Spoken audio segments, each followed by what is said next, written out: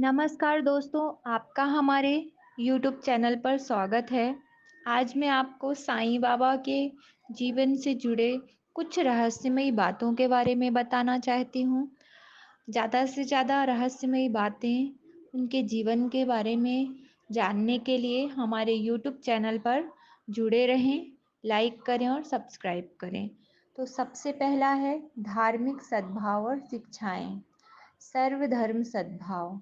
साईं बाबा ने किसी एक धर्म को नहीं माना, बल्कि सभी धर्मों का आदर किया और इस बात पर जोर दिया कि सभी धर्म एक ही ईश्वर तक पहुंचने के मार्ग हैं। प्रेम और सेवा। उनकी शिक्षाओं का आधार भूखों को खाना खिलाना, गरीबों की मदद करना और दूसरों के प्रति करुणा दिखाना था। नैतिक आचरण। उन्होंने प्रेम, क्षमा, दान, संतोष, आंतरिक शांति और भगवान गुरु के प्रति समर्पण जैसे गुणों का समर्थन किया। उनके प्रारंभिक जीवन और उनकी पहचान का रहस्य। उनके बचपन और माता-पिता के बारे में कोई निश्चित जानकारी उपलब्ध नहीं है, जो उनके आसपास एक रहस्यमय आभामंडल पैदा करता है। फकीर की तरह रहना। उन्होंने अपनी पहचान किसी विशेष समुदाय से नहीं जोड़ी, बल्कि एक सादा, विनम्र, धार्मिक साधु की तरह जीवन बिताया। भिक्षाटन और भोजन वितरण।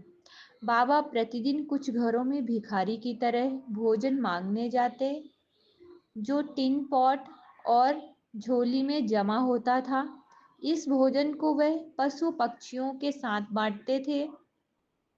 बाबा की अलौकिक शक्तियाँ और चमत्कार।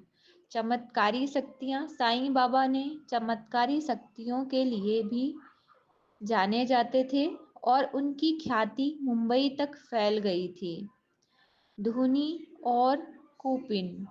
उन्होंने सर्दी से बचने के लिए हमेशा धुनी के सामने बैठकर कूपिन कमरबंद पहनते थे और अपना एक हाथ लकड़ी की रेलिंग पर टिकाते थे, जिससे उनके भक्तों को आश्चर्य होता था।